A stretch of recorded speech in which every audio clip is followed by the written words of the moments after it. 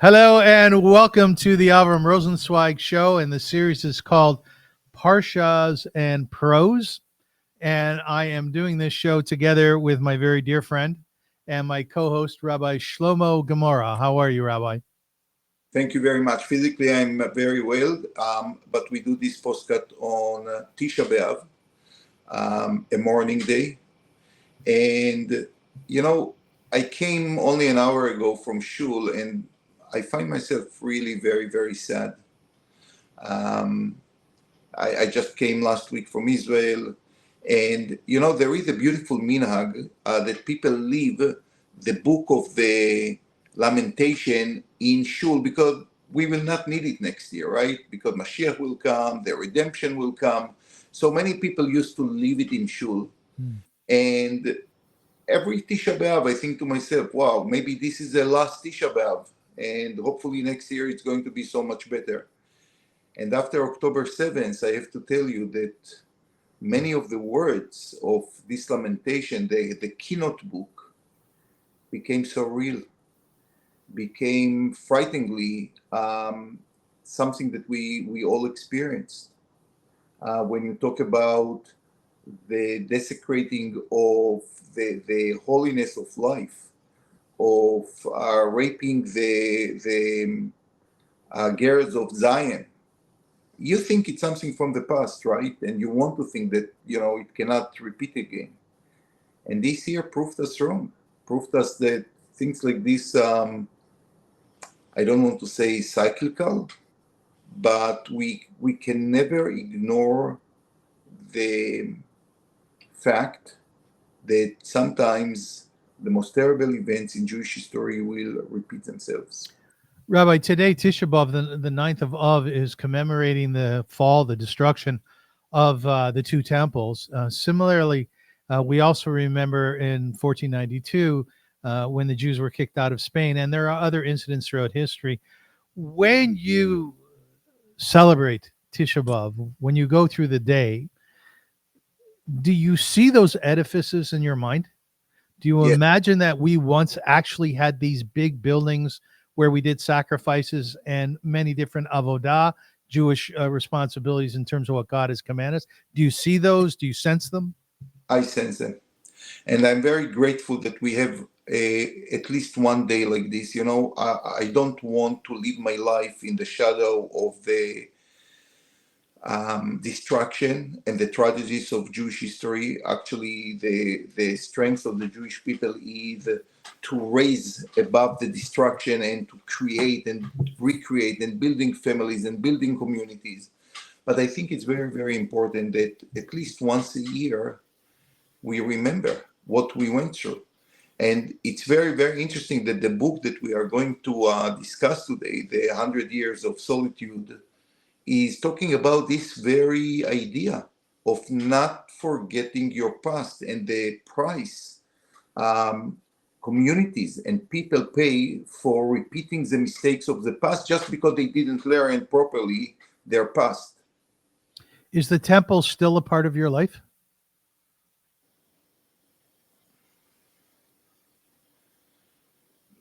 The question is in what way? Obviously, as a religious Jew, as a rabbi, but not only a rabbi.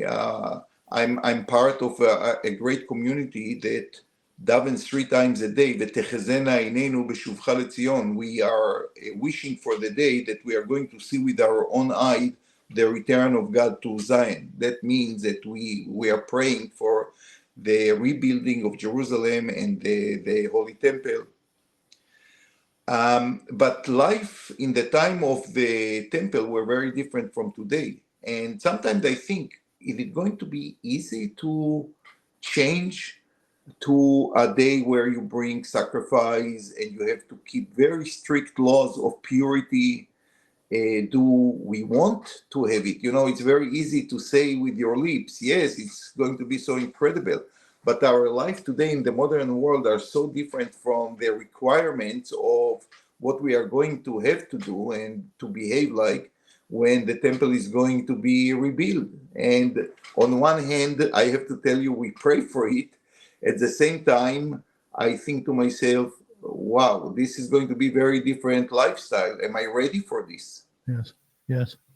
And it's a classic question which is asked by many scholars, right? Are we going to go back to animal slaughter? You know, there's a yeshiva in Israel where they're actually learning the laws of karbanot, sacrifices. So when that day comes, they believe we will go back to sacrificing. Absolutely.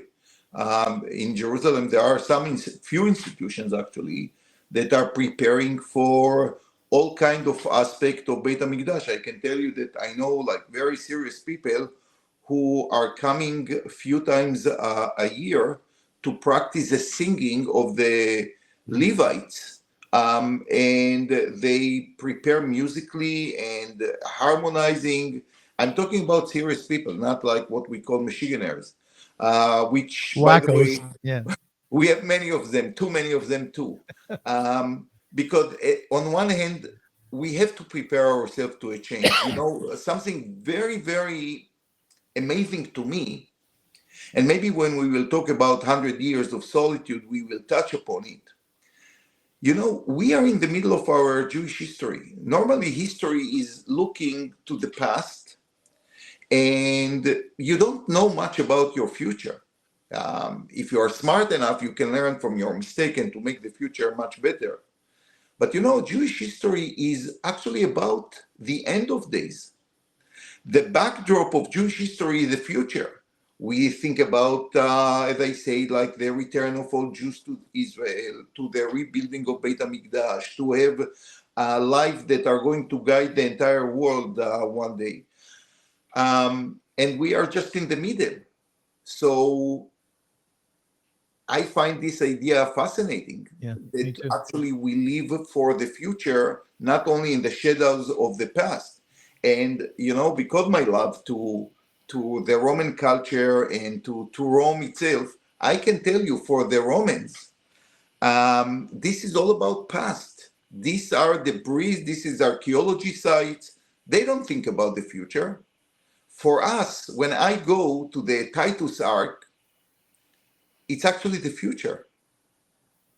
And I think that I told you once, my amazing experience, and maybe today Tisha B'Av is a good point to talk about it. In one of our guided tours in Rome, we had a professor from Rome University, and we went along the forum, the Roman Forum, where actually all the goods from Jerusalem came, and you know, the Romans knew how to celebrate their victories. And she talked about the marches and how exactly the emperor would welcome all the people and how they build arches to describe visually all the goods that they took, all the people who were captives, and so on and so on. And at this point, something happened to me. I just realized the difference between her and myself. And I say to her, you know, I just realized something quite incredible. For you, you are a history professor in the University of Rome, and you talk passionately about the past. These places that you think are Romans, for me, are very Jewish. This is the place that my ancestors went through when they came from Jerusalem. These are what are depicted here on the Titus Ark are my items. I'm still connected to it. I learn about the menorah. I learn about the shulchan that is so beautiful described on the Titus Ark. She said, what are you talking about? Mm-hmm. And I told her it was like just before Tisha B'Av, it was the 3 weeks between Yud Zayin B'Tammuz and Tisha B'Av, and I said, you see that I'm not shaving? And she says, what does it have to do with it? And I said, because we are mourning in these 3 weeks about the loss of Jerusalem. She couldn't believe it. It was so foreign for her. And as we spoke more and more, you know what was the end of the discussion? She said, I think seriously now to go to Israel. I think I got something very amazing. I never thought about it, and I'm a history professor. I learn about the past, but you talk about the future, you talk about the present. I said, that's right. That's very true. And for me, Tisha B'Av is indeed not only mourning of the past, it tells me something about the strengths of the Jewish people. And when we say Am Yisrael Chai, I don't know any day in the year more than Tisha B'Av to represent it, because it's very easy when you celebrate things to say Am Yisrael Chai. But in a day like this, on Tisha B'Av, where almost everything gone, all the symbols of Jewish existence, their land, their temple, the unity of the people, everything just crumbled. We still Am Yisrael Chai. And maybe that's the best day of the year to declare it full-heartedly. Am Yisrael Chai. Nicely said, Rabbi, and you're bringing a lot of meaning to the day. I think the thing that always is on my mind when you talk about the beauty of Italy, the country, and ancient Rome, the Talmud talks about ancient Rome being that they were barbaric, that they did terrible things to the Jewish people. How do you manage to study those people in those days and the country as a Jew and not profess this incredible disdain for them? You just hit upon a very, very important point. Their cultural life were on one hand enhanced. They appreciated culture and poetry and plays. At the same time, their cruelty is just unbelievable. I have to tell you, when I went into the Colosseum, I told my wife, I can still hear the screams of the 400,000 people who were killed here in the most barbarian methods. Fights against hungry lions. And, there we have to understand, their entertainment was to create a scenery of a jungle and real animals fighting real people. Many of them were Jews, unfortunately.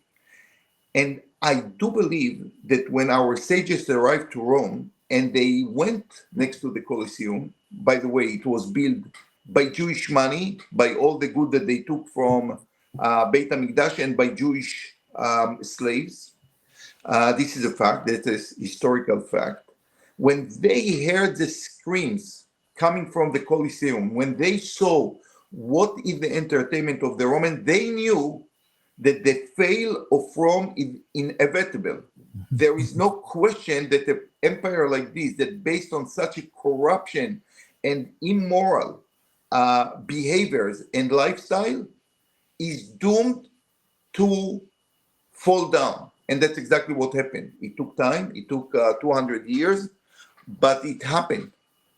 Because, first of all, civilization and nations, if they don't stick to moral, clear rules, they will fail. Why is that? Why is that? Because once you are not stick to moral values, in the beginning it might be against the foreigner, the Jews. Eventually it will turn against the other families, other communities. When people just have a lust and desires to certain things, and the most important thing for them is to achieve them, society will fall. So you Because believe society is built on trust, and I would say even love of one to another. Once you're missing this, you miss everything. And by the way, this is one of the most important lessons of the book of the 100 Years of Solitude, because there is a lot of relationship, you don't see love, and eventually the place is just, after 100 years is destroyed. Yeah, it's very interesting. What comes to mind is I remember reading something, and maybe in the Talmud, I'm not sure. We often say that it's in the Talmud. It says, Rabbi Steinsaltz wrote this in his book on the Gemara, Zacharini Levracha, he should rest in peace, that a town or a village or a place that does not teach Torah, does not teach the Talmud, will eventually dissipate, will eventually go away. Would that be at all the same? Absolutely. And you know what? Let's take our own Jewish history. Last week's Parsha, we read about the 2.5 tribes. They decided to take over the area which is today Ramat HaGolan. They did not want to go into the land of Israel, and they preferred their material life and livestock and things like this over being with the entire nation. They were the first one to be exiled. They were the first one to lose completely their identity. And Jewish history proved again and again that communities that had leadership, usually rabbinical leadership, kept the Torah, were in touch with other centers of Torah, survived. Communities that lost this touch with centers of Torah, with centers of Jewish life, within decade, 2 decades, they disappeared. It's amazing how much we can say before we actually talk. Rabbi, I have some great news that I got sponsorship for the Avrum Rosensweig show, and I'm very, very excited about it. People can see the logo of the company who is sponsoring the show. It's called the Professional Center. The Avrum Rosensweig show is sponsored by the Professional Center, Toronto's premier co-working space at 120 Adelaide, where more is the standard. The industry leader since 1987, TPC offers private and team offices, fully equipped meeting rooms, collaborative workspaces, premium amenities, and exceptional hospitality. Book a day a week, however long you need. Escape work from home distractions and discover more privacy, more productivity, and more community at TPC. For more information, visit theprofessionalcenter.com. You can see their website down at the bottom. You know what these guys do? They've leased huge amounts of office space down on Adelaide, and you can lease space from them and use their resources, right? So let's say you want a private office, you want to be downtown, and you need an assistant.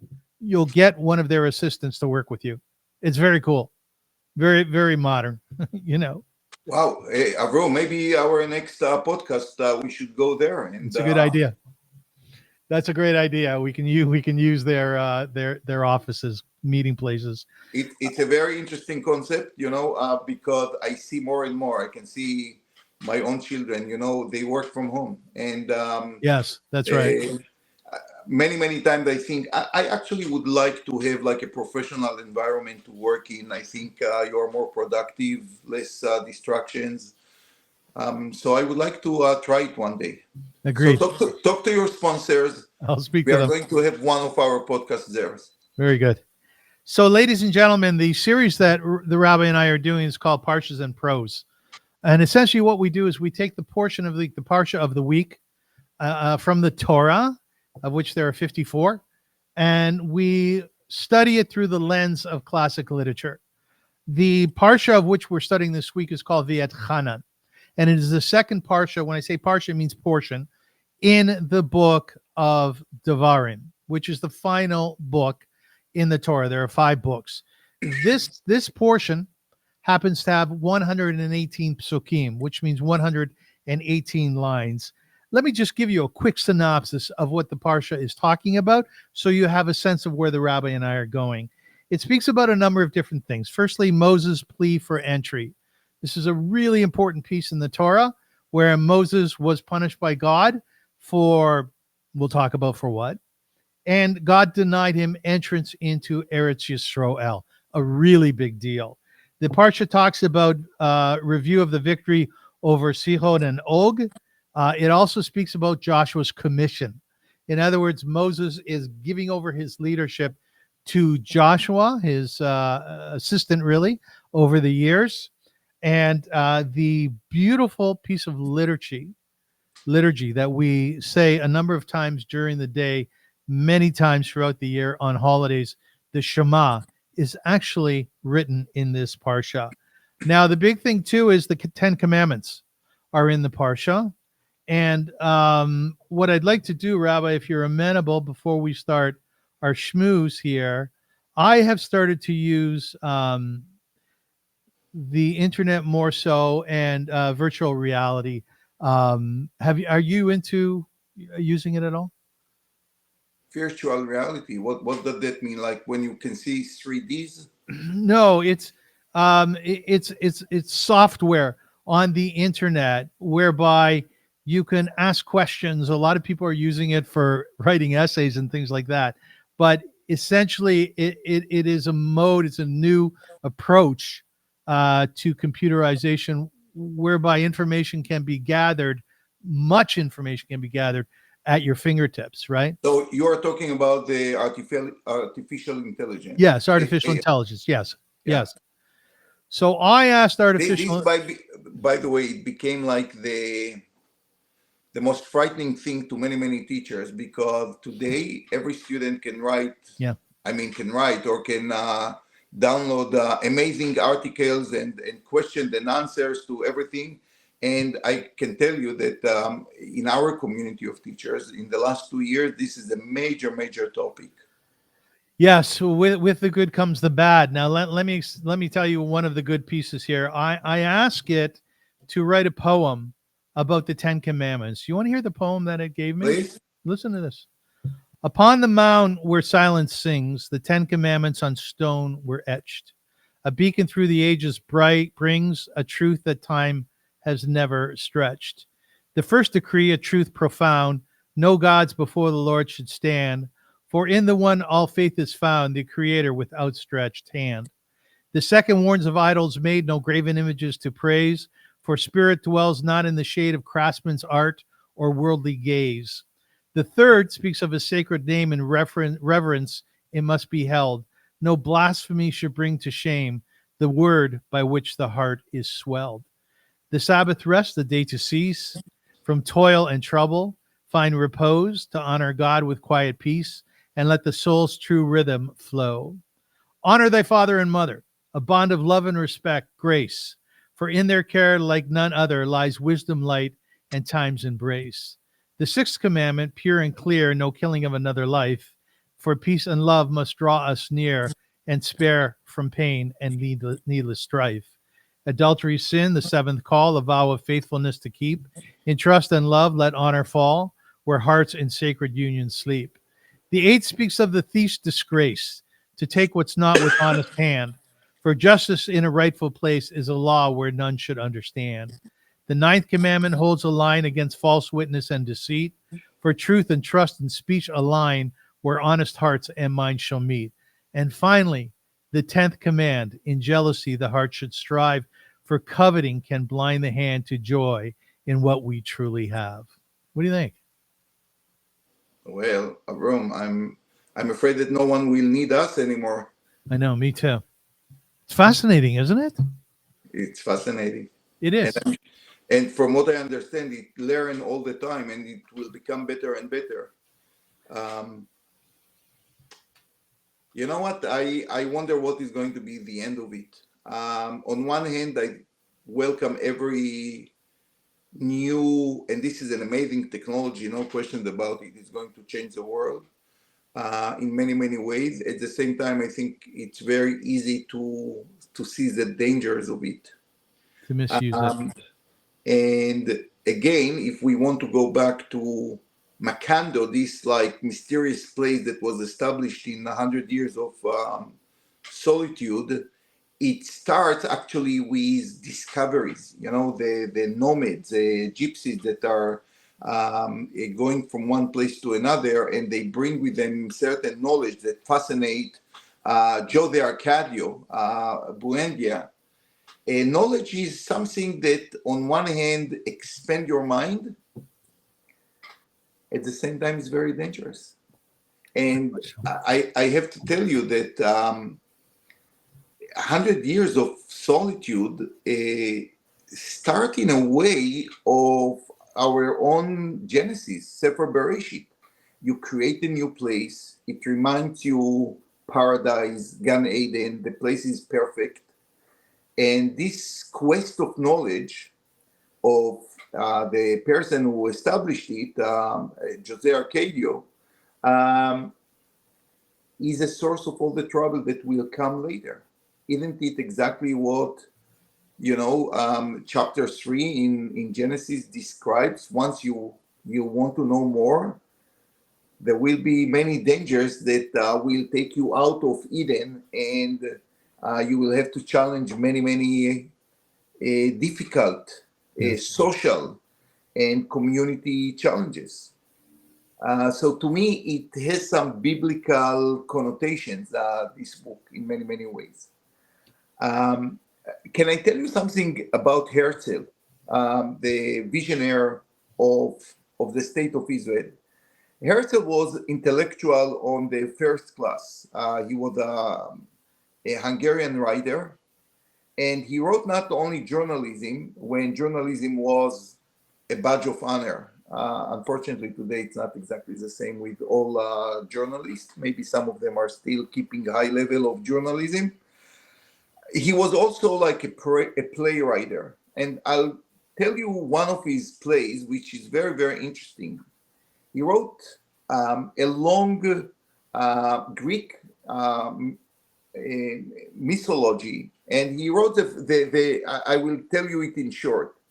A guy came to one of the Greek kings and told him that he found a way to create wheat without the need to go to the field and to work in the field and to seed and to harvest. He found the ultimate magic to create wheat with no work.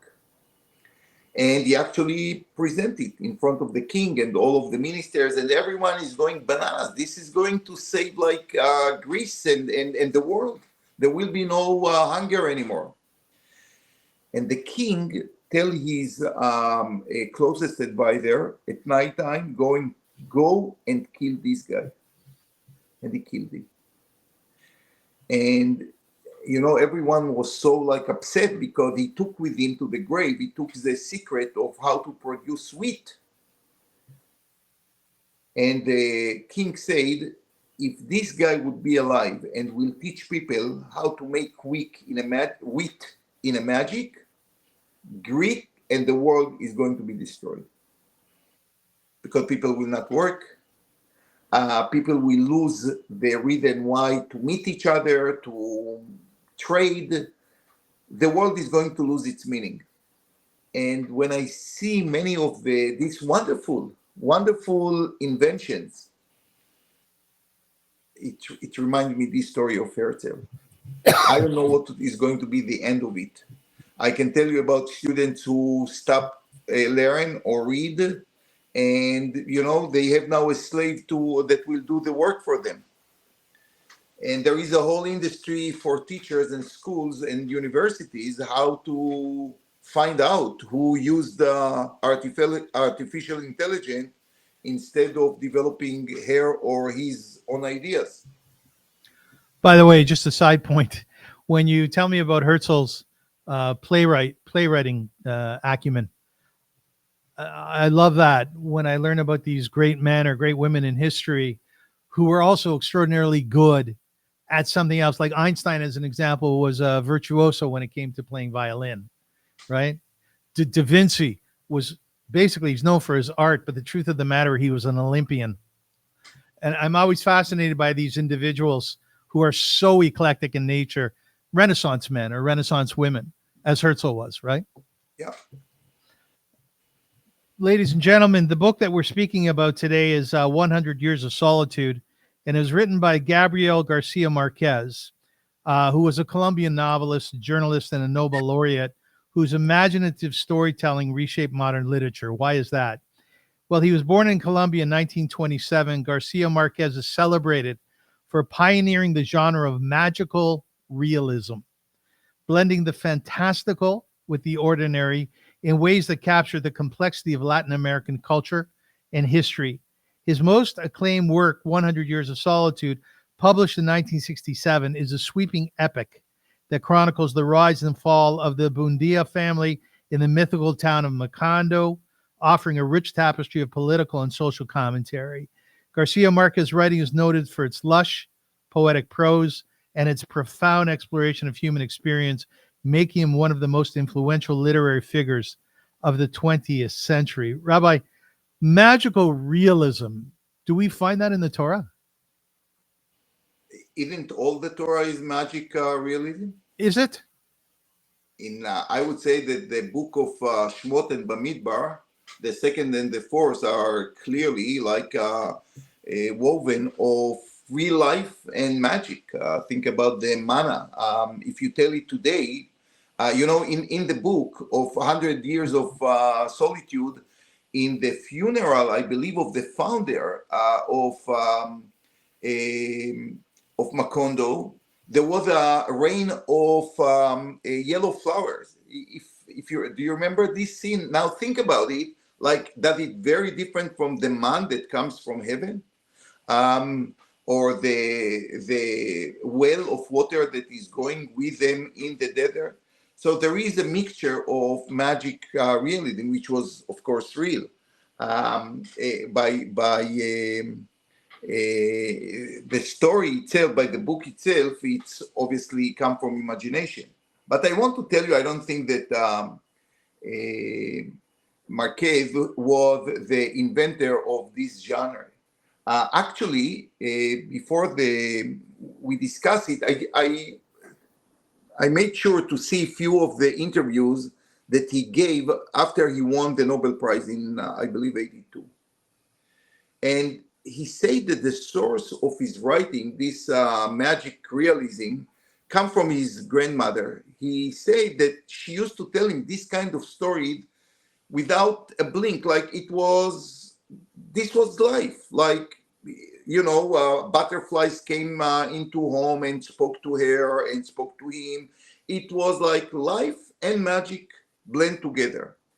And he says something very, very interesting, that when he became like a student in university and he read Franz Kafka's Metamorphosis, Mm-hmm. which started the famous first line is like the person came, wake up in the morning in his bed and he realized that he's a huge insect, right? And he said, oh, this is exactly what my mother told me. Mm-hmm. So I don't think that he invented it. And there were many reasons why he got the Nobel Prize. I have to tell you, as an admirer of Agnon is a super master in this area, and no Kafka, not him, just Agnon is a different league in this very genre, because you talk about people who died, who comes, a dream that connect the future and the present and the past so seamlessly, like he doesn't have to explain you too much. Like past and future and people who died and people who exist, they live together like in the room, like we talk to each other. Yes. And he started the boom in the South American literature. There is no question about it, but he was not the founder of this genre. Okay. He brought it to kind of perfection. I would agree. The book is really fascinating to read, but he's not the first one to use it, in my opinion. I'm amazed. I'm constantly amazed at your appreciation of Agnon. It's incredible. You made a statement to me at one point. Tell me if I'm remembering correctly. You believe that Agnon is a greater writer than Shakespeare. I agree. That's my opinion. Do others agree with you? Opinion. Because I told you many times, like Agnon is not only a writer. You see, for example, Gabriel Márquez is telling you a story about 100 years, 7 generations. By Agnon, he talks about hundreds of generations, and he just wave it in such an incredible way that I don't know any other great author that did it this way. I simply don't know, and I don't think it exists, and he does it so seamlessly. You read it and you became part of the story, and with all the language, the unique language that Agnon uses, and the ideas which are eternal ideas. Honestly, I don't see anyone who came to this level. It's a very brave statement, Rabbi. I don't care, because I'm not an expert and I'm not a professor for literature, so they are not going to kick me from any job in university. But that's how I feel. And again, something that I want to make clear: I'm a reader of books, not more than that. I'm not an expert. I'm not a professor for literature. I just enjoy reading books. Yes. As Agnon himself writes, if you cannot visit the world come to your room Yes. through the books. That's how I feel. Do you I always love have? it. Do you always And- have a book with you? I'm sorry? Do you always have a book with you? I try, but Yeah. not always. Unfortunately, I'm too busy for it. Maybe on my retirement one day I will have a book all the time. And I hope it's going to be also like, Gemara or Mishnah or Torah. I'm sure it will. Yeah. With a name like that. How does the idea of the promised land and VAETCHANAN, our Parsha this week, compare with the symbolism of Macondo in 100 Years of Solitude? Well, that's actually very simple. And as I told you, what is a return to the land of Israel? The return of the Jewish people of the land or to the land of Israel is in a way parallel, or I would say completing the story of expelling Adam from paradise. The land of Israel, especially in our Parsha, in Parsha VAETCHANAN, is described as a place that lacks no water, has lots of fruit, lots of trees, lots of fruit, lots of food. Eretz zavat chalav udvash, milk and honey. What is it? It is the return to Eden. Macondo, in a way, is quite the same. You build something completely new. You run away from everything that was in the past, and there was a past before it. Unlike Eden, that was a primal place, the very first time place, or the very first place on earth. Macondo was a little different. The people who arrived there and built it had their own issues from the past. They ran from their own history. But it was a place that was supposed to be a new Eden. And to be in Eden requires certain moral behaviors. And the entire book of Devarim is talking about that. How easy it is to lose Eden again, which happened unfortunately, and that's why we have Tisha B'Av. And the entire book of Márquez is description of how things can deteriorate from Eden to a complete disappearance of a place and community. What causes that loss eventually? What happened in Macondo? I would say one word that will describe everything is forgetfulness. When you don't remember what happened to the generations before, you are going to lose your identity. Once you lose your identity, you lose your place. That's very, very simple. And the whole book, there are a few themes, but for me, and that's why I choose this book for today's discussion, is about forgetting where you came from, who were your ancestors, what was their history, and you are destined to disappear if you forget all this. So we have in the Torah, the prayer that we read often, Shema. Shema tells you what? It tells you to teach your children, right? Exactly. And the Parsha also tells you, remember that I brought you out of Egypt. So in Judaism, am I correct? There is this responsibility to remember where you came from, as you said, and also this response, an imperative to know where you're going, who you need to be. That's exactly what is the entire purpose of the last Chumash, which is it's actually 3 lectures that Moshe Rabbeinu give before he departs from the world, and he leaves the last words to the Jewish people. And what he tells them is a count of what happened from the moment they left Egypt until 40 years later when they are about to cross the Jordan into the promised land. And what Moses is telling them again and again, don't forget who you are, what you went through, the good things, the bad things, because if the moment you are going to forget it, you are going to lose yourself. And that's exactly what happened through history. Once we became or we try to be part of the other nations around us, once we try to shape a new Jewish identity, all these tries failed. And we have to be honest and to say we were warned in advance that that's exactly what is going to happen. Rabbi, why did Moshe Rabbeinu's history begin at Yetziat Mitzrayim? Why not the Garden of Eden? Why not Avram, Yitzchak, and Yaakov? Why did it begin there? Because you need a nation to fulfill the plan of God. Great people were in the time of Abraham and even before Abraham. You know, we have like 10 generations that are mentioned in the Torah, and they all were great people. Great people can influence their neighborhood, maybe their town, not more than that.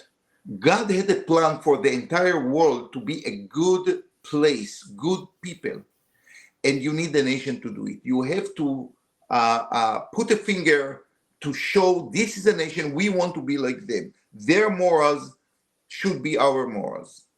And therefore, the beginning, so to speak, of the real world or the real plan of God start when this nation left Egypt, go to their land, are going to build a culture, hopefully, that is going to shine to the entire world. That's why our history, in a way, starts in Yetziat Mitzrayim. That's fascinating, isn't it?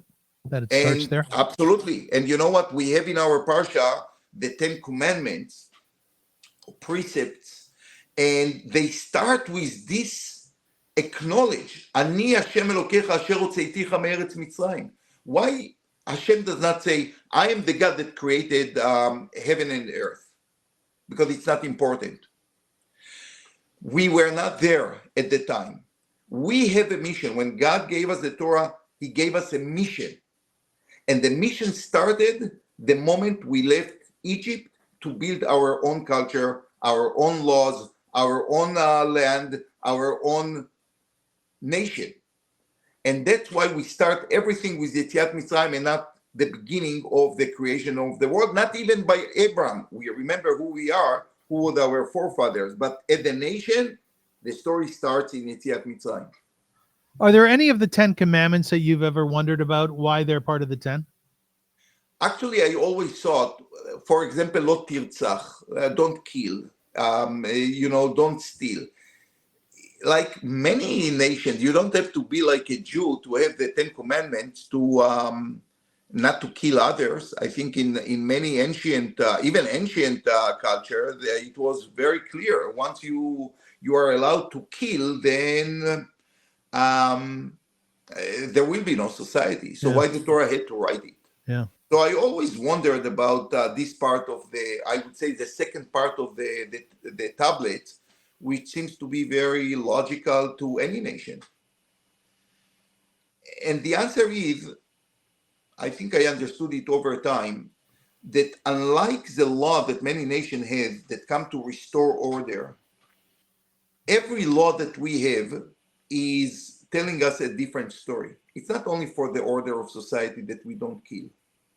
We don't kill because we are created in the image of God. We don't steal because if God gave us something, we don't need more than that, so we don't have to steal. And if God gave us something, we should not desire for something that our neighbor had. So it comes not to instill order and to make sure that people are behaving properly to each other. It comes to show what is a human being. A human being is a creature that represents God. And therefore, every mitzvah of stealing or killing, in our religion, it's not only not to kill a person. You know, our sages say that to embarrass someone is like to take his life. So the lo tirtzach, don't kill, is much more expanded to many other aspects of life. Not only to shoot someone and to kill him. It's making sure that he has livelihood. You keep his dignity, because sometimes taking the dignity of a person is like to kill him. Yes. And so on and so on. Rabbi, in what ways do the themes of prophecy and divine intervention in VAETCHANAN intersect with the magical realism in 100 Years of Solitude? Okay, this is the most important question that you can ask about, like comparing the two words, because both of them, as we talked about, a magical realism, are talking about prophecies. And by the way, I just want to mention that Agnon himself has a very, very similar story about long, mysterious, ancient, long forgotten scrolls that are researched by a modern scholar. A fantastic book. What's it called? Ido Ve'inam. That's the name of the book. Ido Ve'inam. Fascinating book that caused me to think, wow, maybe Márquez read this book. He didn't. Apparently, this is a theme that appears by many great authors. I like when you do that, by the way. You do that often. Yeah, because to me, everything, like, you have to understand, like, the cradle of literature is, to me, Agnon. So everything I think, wow, this looks so familiar. Yeah.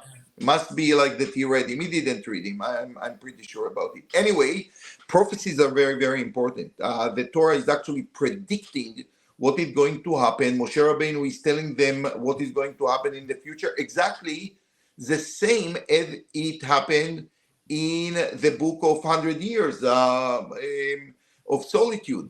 Now, but here is a huge, huge difference. Huge difference.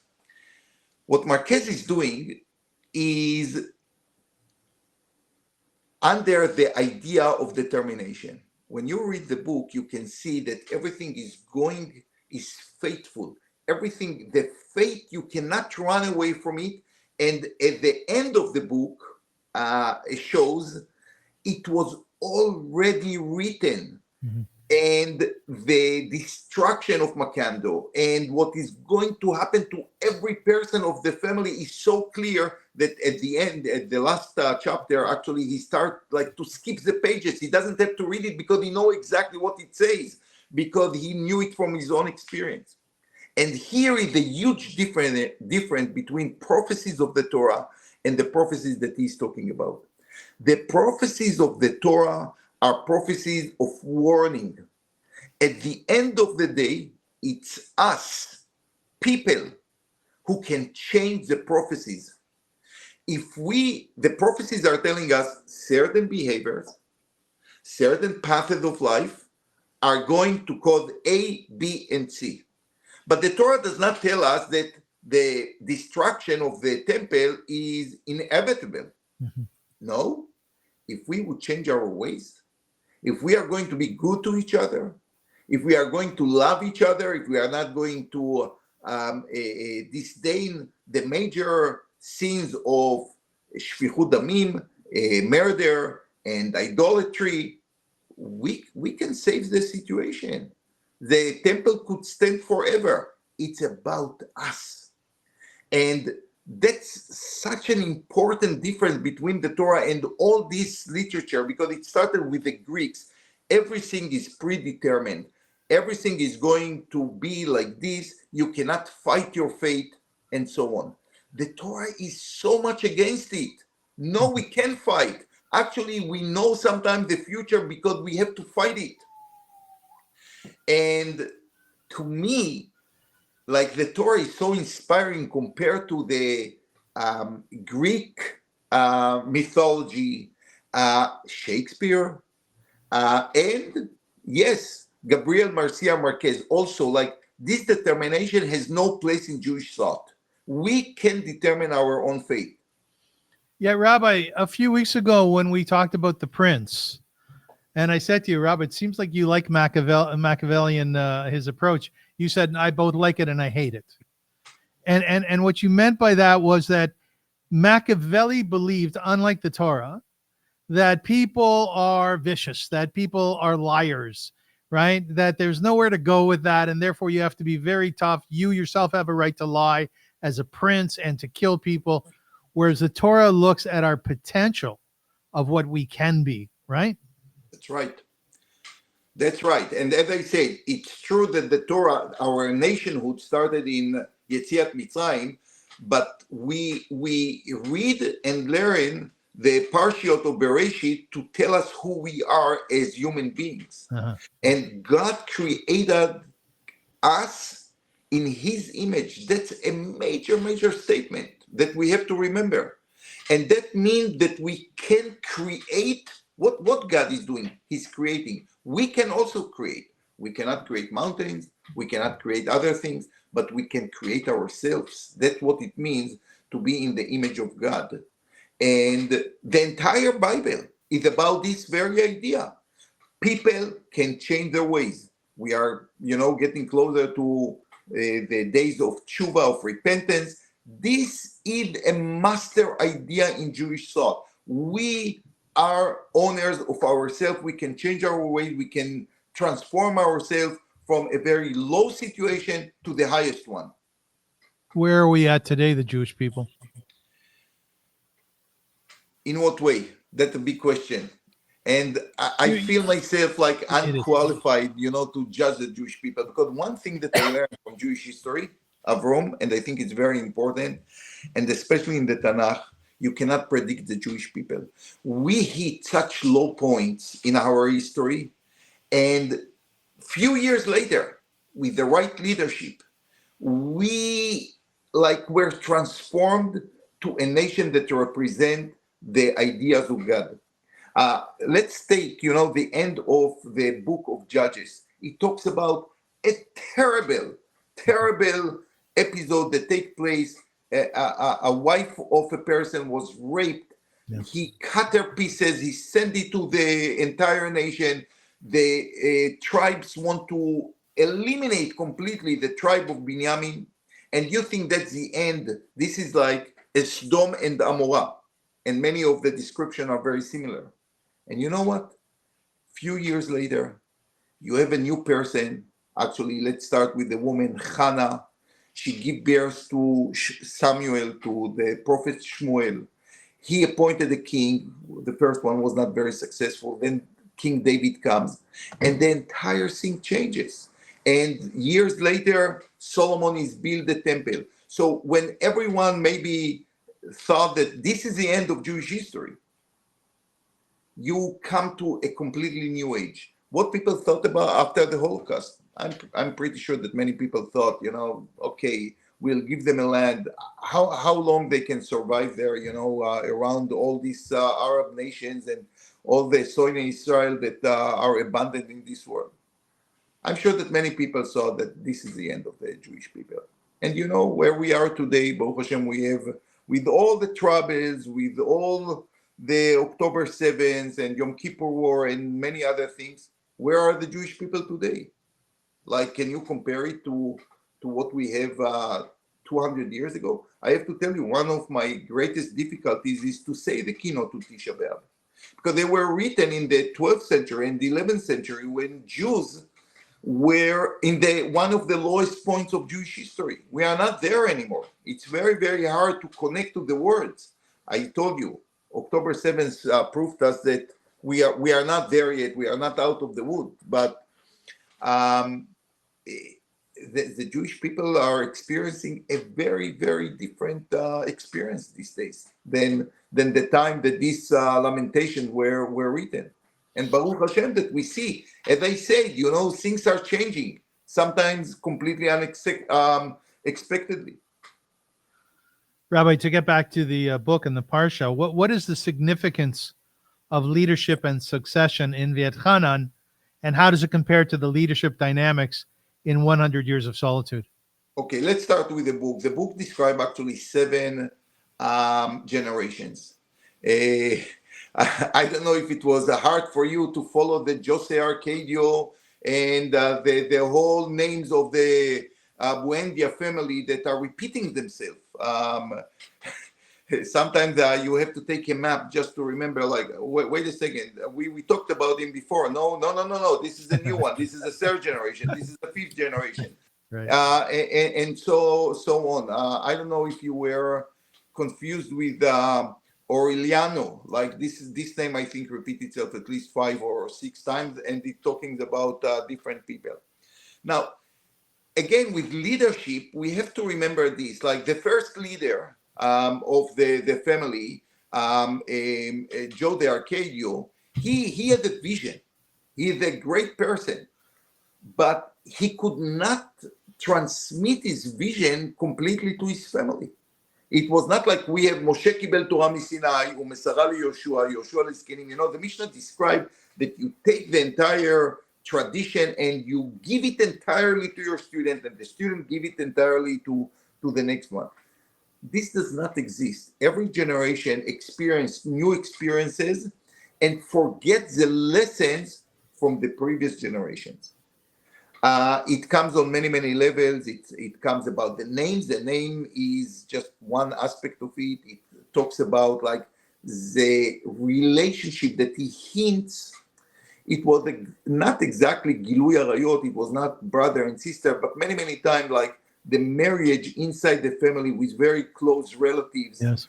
That repeat itself every generation. Like there are 5 or 6 cases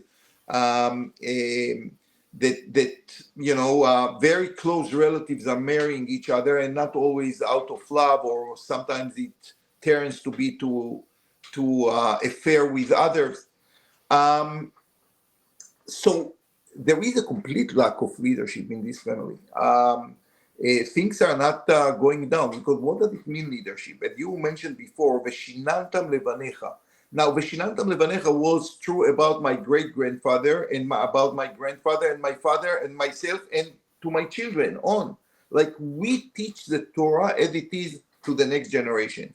Now, every generation is different, but I think the core values of the Jewish people stay the same along the generations. They have to adapt it to the reality of the day or to the people around them, but the core values are there.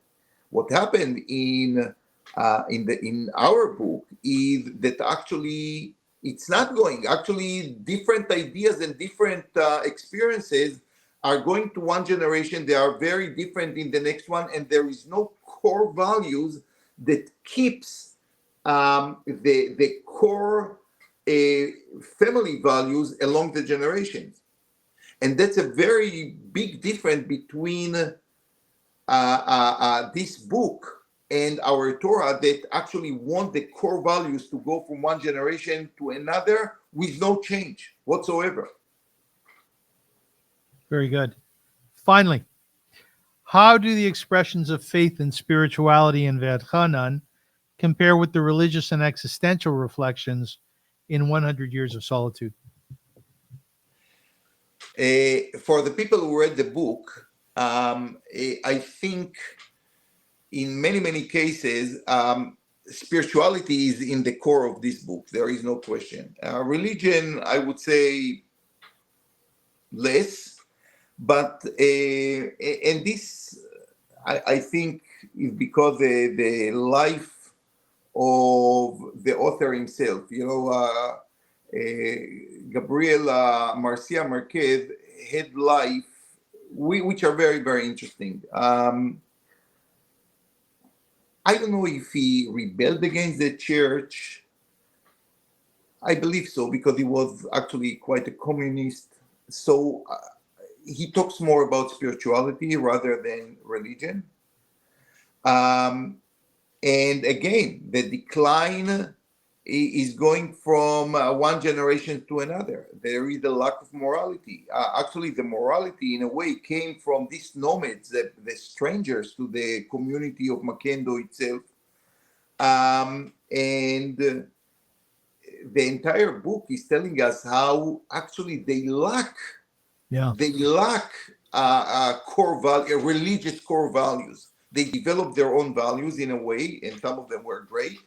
But there was no religious core to their life. The Torah says something very opposite. If you are not going to keep the moral laws and the values of the Torah, you are gone.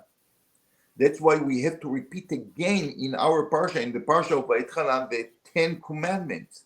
Because the Torah is telling us here something very, very simple. As long as you are going to keep them, you are going to have good life on the land that Hashem gave you. The moment you are not, you are going to mingle with the nations around you. You are not going to keep the religion as it was given on the mountain of Sinai. You are not going to be on the land. You will have to be exiled. And there will be no compromise here. The Jewish people can be on their land as long as they keep the core values that were given to them on Mount Sinai. And in this regard, it's very, very different from 100 years of solitude. Now, you have to remember one more thing.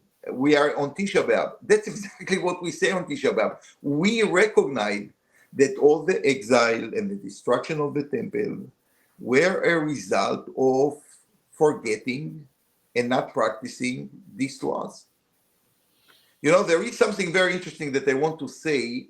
I just paid attention today to something quite amazing in the keynote, in the lamentation that we say. You know that there is no much like historical account of what exactly happened, like how the temple was burned down, like who burned it. This is all very, very blur. If you will take someone who read carefully every chapter of the keynote, every kina, and you ask them, what exactly happened there in Tisha B'Av, they will not be able to answer you. The keynote are not about the physical destruction. It's not about the fire and the building that was destroyed, and it was the most beautiful building in the world at the time. It's about what happened when you forget your core values. The destruction of the temple is just like a result of something much bigger than that. What happened to society that forget who she is? What are the core values of it? And that's the story of Tisha B'Av, in my opinion. And very, very soon, when we are going to come together to our core values, I can tell you, we will be in Jerusalem and the temple will be built. And we are going to be a beacon to all nations. I have no doubt about it. Rabbi, in conclusion, just giving our viewers and our listeners a sense of the context of the book itself, Devarim, and you've touched on it throughout this discussion, but I am deeply, deeply moved that the essence of this book is Moses knowing that very soon he will be gathered to his people, as the Torah says, in reference to his ultimate demise. And there he is standing as a teacher, right? No longer as a strong political activist, this warrior standing in front of the evil Pharaoh. Here he is teaching. He's a Melamed, right? He's a scholar. And he has the benefit of knowing the Jewish history better than anybody else. Just in a nutshell, what does Devarim do for you, do to you in that context? There's this old man. He's about ready to die. And what does he do on his last legs? He teaches. And that's why we remember him as Moshe Rabbeinu, not Moshe the Redeemer, not Moshe that took us out of Mitzrayim. His name is Moshe Rabbeinu, Moshe, our teacher. And in a way, even though he passed away in this mysterious place 4,000 years ago, he's still Moshe Rabbeinu, he's still teaching us. Whenever I open the book of Devarim, I'm like, wow, this is how to create a perfect society. Moshe Rabbeinu said, you have the chance to create something that never happened in the universe. You are going to be a nation that create a perfect society. And let me tell you what is a perfect society. You don't steal, you don't kill. You care even about the person who killed mistakenly, and you establish cities where he can, refuge cities that he can go to. You return the lost item of your brother. So all Sefer Dvarim, to me, is like a fairy tale. Many people see all the mitzvot, but it's not only the mitzvot, it's not the commandments. it's crafting and creating an image of perfect society that are going to live peacefully and with a prosperous life on their land. But it's not only going to be like, let my people go and they're going to have their liberties and so on. It's creating a perfect society that everyone in the world is going to watch and to be inspired with. And we are not there yet. We are not there yet. I do believe that many of the ideas of the Jewish people were somehow imitated by the big religions of Christianity and Islam. But I believe that this day is closer than ever. The Jewish people stand for something big that will be appreciated. And Sefer Devarim is like the last words of Moshe. You say it with all his grief that he's not going to be part of moving into the land of Israel. His solitude, if there is something that speaks to me, is the fact that this person knows I'm not going to be part of the most incredible event that I led the nation to, and he's going to be lonely, and he's going to die lonely, like many of the figures in 100 Years of Solitude. By the way, the loneliness of the human being is well described in this book, but at the same time, his care, his heart, his mind are with his people, and he wants to give them the last lesson. Can you imagine a greater teacher than that? I can't. His death is much different than Ivan Ilyich's, isn't it? In what way? Moshe Rabbeinu's death, Moshe's teaching. Oh, they're very different. Ivan lay in bed and he bemoaned his life. Well, because this is about Ivan Illich. Moshe Rabbeinu's life were not about himself. I'm sure that if we just think about his life, we could write like the most unbelievable novel about his life. Like, a person from birth until his death, extraordinary life. But Moshe Rabbeinu always saw himself as a person that come to serve his people. Yeah. He fought for them. He rebuked them out of love. He taught them in order to establish a nation for generations to come. And Ivan Illich eventually think about himself. Yes, he purified himself before he died, but it's about himself. Moshe Rabbeinu, all his life, is Moshe Rabbeinu, not Moshe the teacher, the rabbi. Moshe Rabbeinu, we see him as a person that was 100% and beyond devoted to his life mission, Rabbeinu, to teach us Torah. That's beautiful. Lovely. Well, I want to thank you very much for this lovely schmooze. I thought we did a very I want nice to job. thank you because you took 1 hour of my fast. Like, it was very easy. I could not think about lack of food or water or anything. So thank you, Avrum. We had spiritual nourishment. Oh, you're welcome, Rabbi. And I thank you as well. I want to remind everybody that, thank God, we have sponsorship for the Avrum Rosensweig show. It's sponsored by the Professional Center. You can see their logo above the rabbi's head. Whether you need a private office away from distractions or a quiet place to meet a client, TPC has it all. They are Toronto's top co-working space at 120 Adelaide, where exceeding expectations is their standard. They're the best. At TPC, they blend elegance with functionality, providing private offices, fully equipped meeting rooms, and superior services with exceptional views, which is nice. Views are nice. Choose TPC for more style, more space, and more opportunities to succeed. And for more information, take a look at theprofessionalcenter.com. Rabbi, I want to conclude with a prayer for the hostages. May the one who blessed our ancestors, Abraham, Isaac, and Jacob, Sarah, Rebecca, Rachel, and Leah, bless, preserve, and protect the captives and missing soldiers of the citizens of Israel and the Israel Defense Forces. May God rescue them from captivity and speedily restore them in peace in the merit of the prayers of this holy congregation who pray for them. May the Holy One, blessed be God, show them mercy, increase their strength, remove their pain, and send them a recovery of body and spirit. May God return them to the bosom of their family swiftly and soon. And let us all say amen. Amen. Any concluding words, Rabbi? You know, when I saw the TPC above my head, I thought it's the podcast, but no, I guess it's our sponsorship, so that's fine. Concluding words, let's hope that this is the last Tisha B'Av. And, you know, I'm a little like a very small part of the Jewish people, but I will give you, to all our listeners, one advice. The Jewish people, this will be the last Tisha B'Av if all the Jewish people will be united. We have to be united. We are very different from each other. It's very, very true.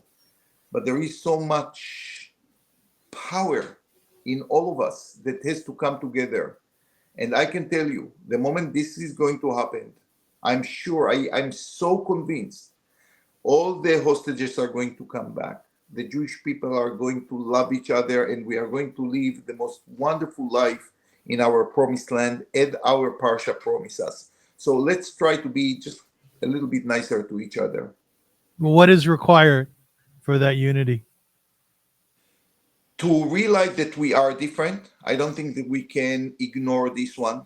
You know, I'm not like think about lovey-dovey relationship. We are not the same. Every Jewish person has value, and therefore he value himself, and sometimes have difficulty to see the other side of another person. But at the end of the day, we all the children of Abraham, Isaac, Jacob. We were created in the image of God. We have a common mission, and we have to remember this one. The moment we are going to remember this one, I think all the other differences are just like minor. Just minor. When people, when a family, when society, when community had one mission in mind, all the differences just dissipate. Shikoch, Rabbi. Very nicely said. Ladies and gentlemen, thank you for listening, and thank you for watching the Avrum Rosensweig Show. This is a series called Parshas and Prose, and it's something we started a number of weeks ago, and we're very excited about. If you'd like to see more or watch some more segments or episodes, take a look at my YouTube channel. Again, it's called the Avrum Rosensweig Show, and you'll notice at the bottom of our screens is the Rabbi's email, and you can be in touch with him if you have any questions, or you can get me at avrum.rosensweig@gmail.com. Until then, if you are fasting, have a very easy fast. Am Yisrael Chai, the nation of Israel lives. We are strong, and I think that this Parsha speaks a lot about our strength, and God willing, we'll only get stronger and stronger as we move forward. Take care, Zai Gesinnt, as they say in the vernacular, and